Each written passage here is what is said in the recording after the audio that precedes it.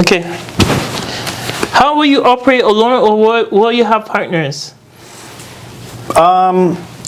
So the goal is to grow into a team, because I don't know if you've sensed it already or not, but I like teaching.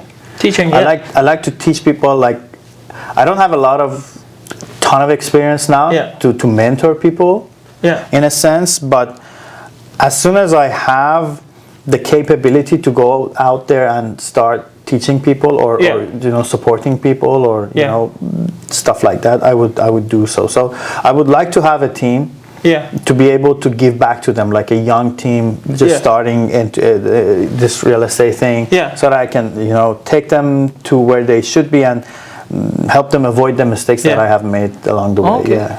So, it's good to have a team. Like, it's so hard to do everything by yourself. It's like someone do like this part and that part, so they make the ship move smoothly. To be honest, never. Yeah, the thing I've seen around me, like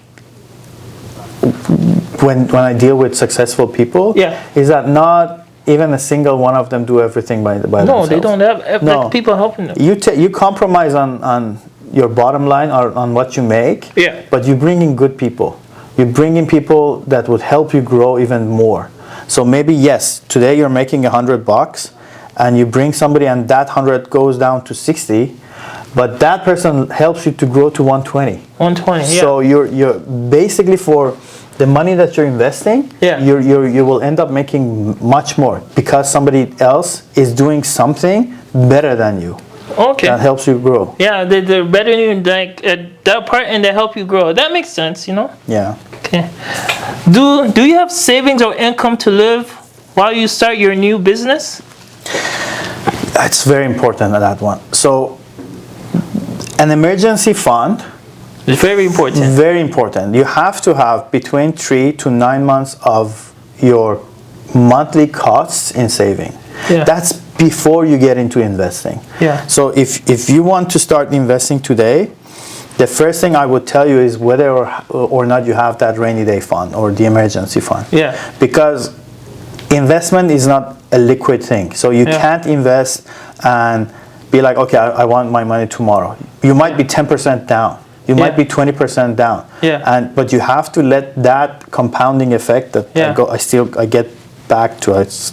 Keep bringing up, do its magic, and that takes time. That takes 15, 20, 30 years. So you have to have a fund that can carry you through crazy times before you get into investing. So for any person, any business, that's a must. Okay. Are special skills or education required to invest? Like, do you need to have like a degree at university to invest? Zero. Nothing. Really? So what do you need? Nothing, basically. You just need to know what you're going to do.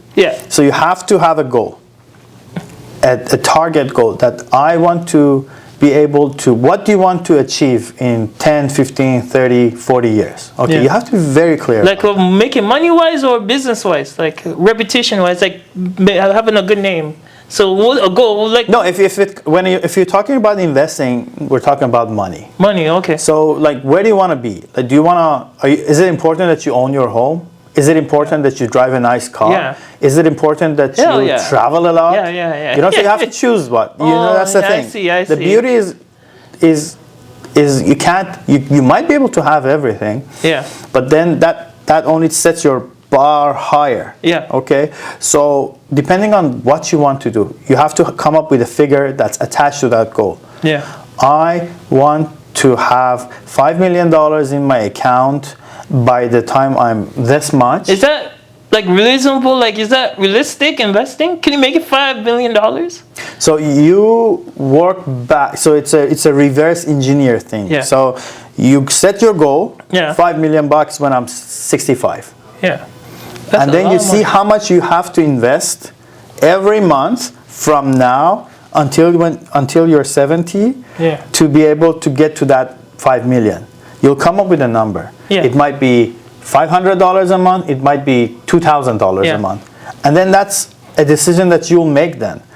Am I going to be able to invest $2,000 a month for the next 40 years to to get to 5 million. Me, when I get like 6 years old, I want my money to work for me. I just want to stay home and my money do the working. I want to get to that point in my life. I don't want to work for the rest of my life, you know? So I want to get into that. Let my money work for you. You heard that saying before? Yeah, so I think they're called FIRE. So like when you're retired, in a sense that you are free from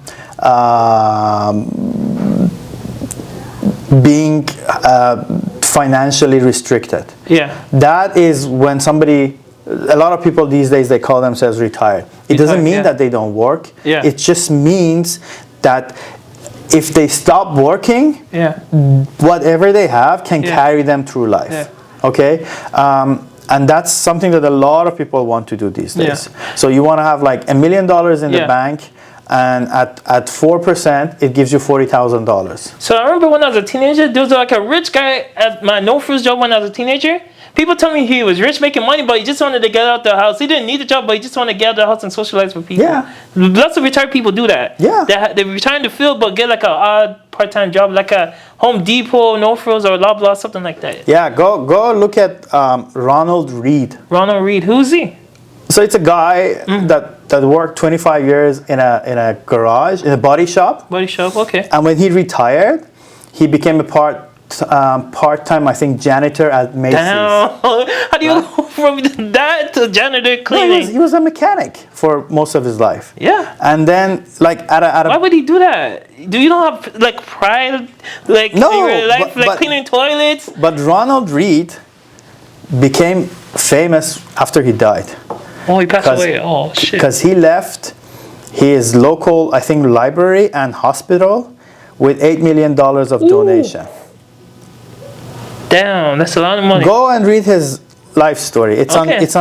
I'll check it out when Google. I go home. Yeah. Yeah, Ronald Reed. Okay. I hope I'm getting his name right, but Ronald he just invested all the money he could into these cheap, like, blue collar stocks. Yeah. And when he died, he didn't want to spend them, so that compounding effect was working for him, but he didn't spend any money. That was that was a personal decision. Yeah. People want to spend.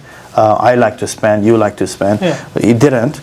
But he ended up with $8 million working at a part-time janitor at Macy's. So, you know, it's there. Every person can become rich if they have the discipline. The discipline. So anyone can become rich? Anyone. It's achievable. For everybody. Okay. Do you require Pacific? No, that's kind of simple. I'll skip that one. Okay. Do you like sales or performing a service? Do I like sales? Yeah, I'll show you that. Yeah, that one. Do you like sales or performing or service? I like to be a consultant. Yeah. So being in sales sometimes means that you have to close. Yeah. There is a target, you have to hit that target. Yeah. Once you hit that target, you have to raise your target so you can hit something better than yesterday, which is good, motivating and everything. But I want to look at myself as a consultant. So my priority is to make sure that the person that I'm dealing with is getting the best advice that I possibly can give them. Okay. So I hope I've answered your question, but like, do you do your own project besides your team? Do you do your own thing on the side only for you, but don't share with the team? In terms of like the money that I bring in? Yes. So yes and no, because if you're a team leader, you have like, I'm not a team leader. Full disclosure, I'm going to have a team in maybe 3 years. But when I have a team, it's going to be based on partnerships. So if you bring a deal, you'll have your own commission. If I bring my deal, I have my own commission, but there is a pool of commissions that we would share. Depending on where are you in the hierarchy. Yeah. Okay, so the team lead, because of all the overhead costs, administrative, marketing, advertising, and everything, of course they will have a bigger share. Yeah. But again, I think the way this works is if you have profit sharing too. Yeah, like if I'm a team leader, like I would like to share like all my stuff. I know how, and I know how it's like really tough in Toronto these days. Everything is expensive. People have to support their family. So me, if I was a team leader, I will definitely share with my team. Yeah, I think that's the only model that is sustainable, because we have numbers of teams, like maybe close to 50, 60 teams in Toronto. Yeah. But the way they work is, you go, they give you business, they take half of it, half of whatever you make, and that's it. So as soon as you are able to make money on your own, what you will end up doing, you leave the team. I guess so, yeah. Because they're taking half of your profit, half of the money. Yeah, that makes sense too. Yeah, so like, you have to share your profit. I think that's the only way. Sure. Okay. How many hours are you willing to spend on your business? How many hours? As much as I possibly can. So I want to be with my family for a certain amount of hours every day, and the rest I don't really mind working the rest. Yeah. Okay. Yeah, because if you're a part of a company, that's okay. You have a 9 to 5. Sometimes you do overtime. But I feel like if you do something that doesn't feel like work, it should be your passion. When you're supposed to do something that does not feel like work, that's how I look at it. If you don't like what you're doing, you're torturing yourself for your soul and spirit. So you're sleeping 7-8 hours a day. That's like a third of your life. The other third, you're doing whatever. You're spending time with your family, friends, and whatever. But I would say more than a third, maybe 40% of your life, you're working. And if you don't enjoy what you do for 40% of your time, I think it's showing your lifespan, to be honest. That's why most people die of heart attack, and people go on bad eating diets, stuff like that, and like alcohol. I think that's the reason why people do all this stuff, because they're not happy. So they did a study a few years ago at a cancer center, or I think it was either no, it wasn't a cancer center, it was a retirement home. Okay. Well, a nurse did this. I don't know exactly what the name of that nurse or the study was, but she interviewed people that were on the dying bed and stuff like that, and they were going. And the biggest regret that every single person had was not having enjoyed their lives to the full extent. Oh man. Yeah, so that is my and your biggest regret at the end of this road. Yeah. It's going to be 100%. If you don't enjoy your life to its fullest extent, even a portion of it, like 50%, 40%. Okay. A lot of us just die having worked for 40, 50 years. Doing jobs they don't like doing. Doing jobs that we don't like waking up in the morning saying fuck, I have to go, you know. Fuck, I have to go to work, man. Yeah, fuck, and then imagine, they tell you, like, Cam, you're going to die in a week. And you'll be like, fuck, there's so much I wanted to do, you know? Yeah. And that's not unrealistic, man. You know, we had COVID. We had that was scary, bro. We have like cancer. We have like all this nonsense happening to everybody. So imagine if you die 6 months, a year, 2 years, 5 years from now. Yeah. Have you lived your life? Have you experienced the life the way you wanted to? You know? Yeah. That's very important, right? I agree with you. Very important. Okay. Are you interested in staying small, or do you want to grow large? I don't want to grow too large. You don't be like a Microsoft, international? No, I don't have that. No, I never have that. I do not want to compromise my family time, and I won't change it for anything.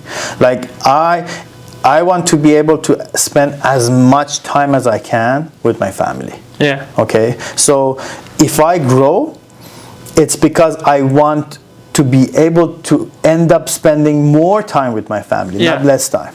So I don't want to change the world. I want to change the world in a sense that I want to help people. Yeah. Okay? I agree. In the small microscopic way that I can. Yeah. I just want to give good karma to the world. Good energy to the world. Yeah, me too. I like to do that. Yeah. And if I had Bill Gates money, I'll open more shelters and help everyone. You see? Me, if I was rich, there'll be no homeless person in the street in Toronto. Real talk. I swear to God, I'm not joking. Like, I'm sick and tired of, like, homeless people on the street. People just walk by and they don't care. Yeah, I know, man. It was not brought out. This was not brought upon us by like choice. It was like government failing at so many levels. It feels so hard, to be honest. From the local municipalities to the federal government. Yeah. They're failing people left and right.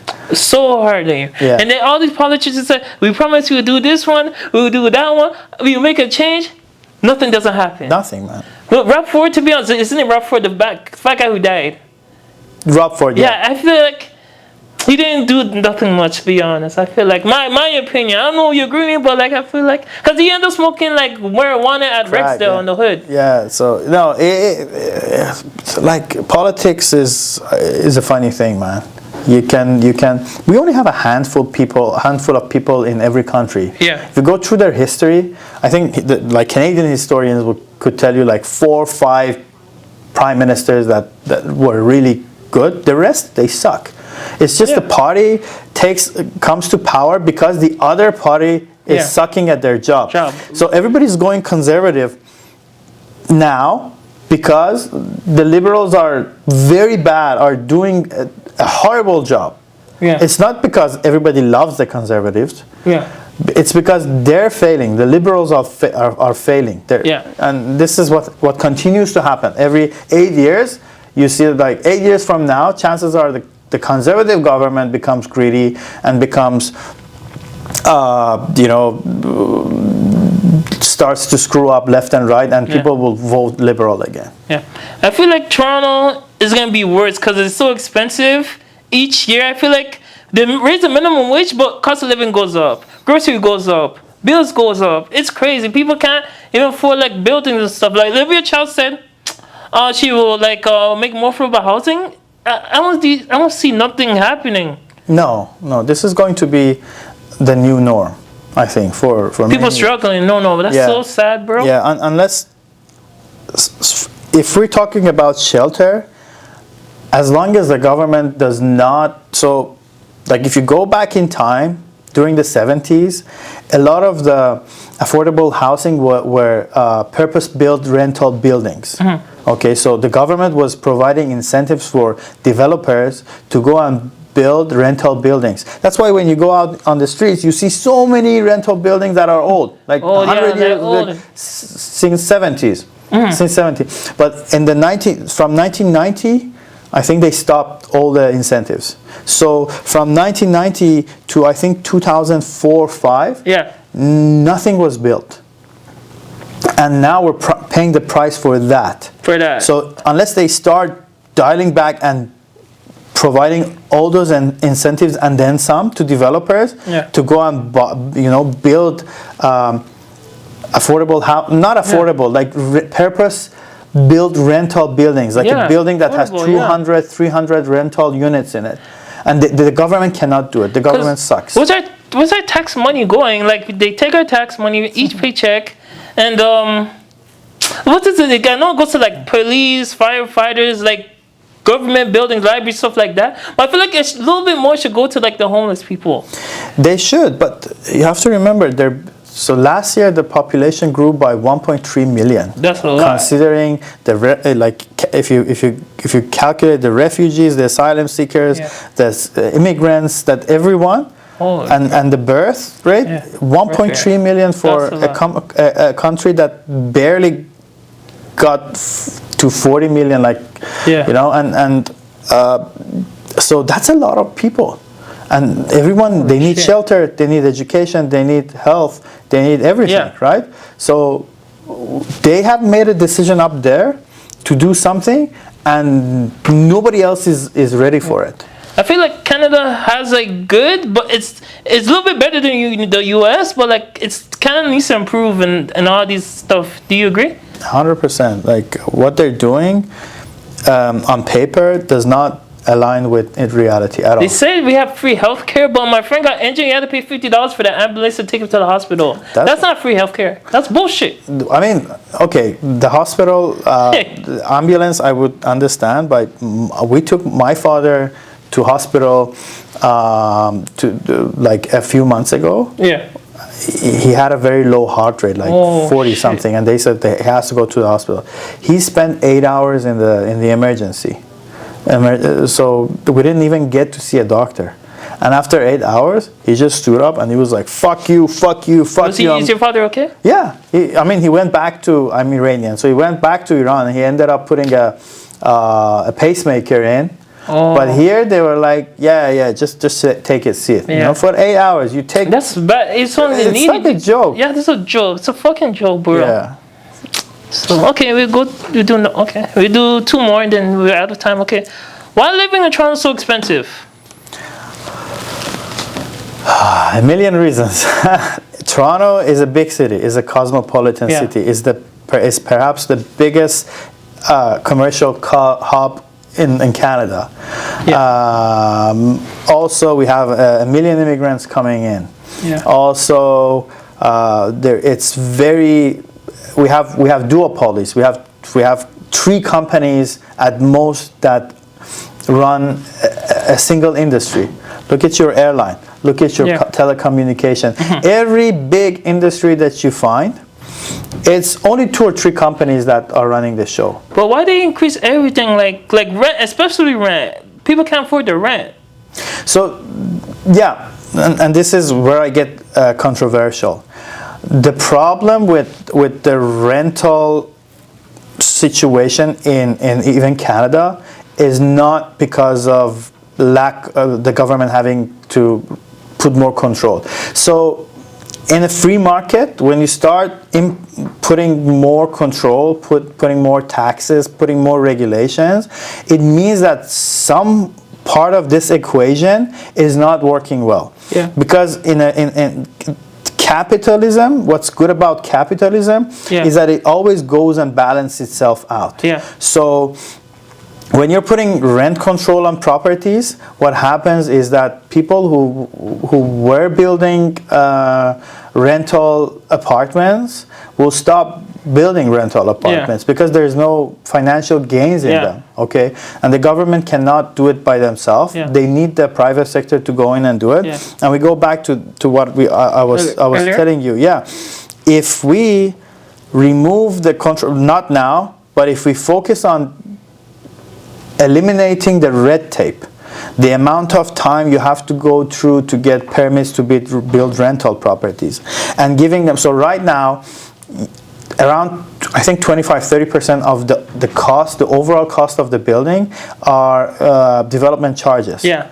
And the government says, okay, if you want me to issue your permit, pay me the development charges today. Yeah. Okay, why don't you just amortize this over 15 years? Tell them, okay, you have to pay $1 million in development charges. I will give you, based on this table, you have to pay me every month for the next 10 years. You think that will help bring the cost of rate lower down? If they increase the tax rate in our paycheck, you think that will help? No, but taxes are when governments fail in their mandates. Yeah. You increase taxes when you cannot make up for your deficits. Yeah. So you're either spending too much, or your money is going where it shouldn't. Yeah. So when they come and put the tax on the alcohol, on the climate, on this and that, it basically means that they're just spending too much, and their expenses are not aligned with their goals. Yeah. Okay, so that's what I believe. Yeah. Okay, so we will wrap up. So we had a great time. So I just want to say thank you guys for watching today's episode. I hope you guys liked this video. So please subscribe, share what you want this video. Do you want to say anything to my guests before we go? No. Nothing? Like promote your business? Nothing? Yeah, follow me on Instagram at kam lolavar. Reach out to me if you have any questions. Yeah. I can always grab a coffee and talk. I like talking. Yeah. He's the best guy, best real estate agent in Toronto. If you're looking for a house or apartment, call this guy. I'll put his information in the description below in this video. So I'll say thank you guys, and we're out. That was a good interview. Yeah, you like it? Thank you for coming. Yeah, good job. No worries.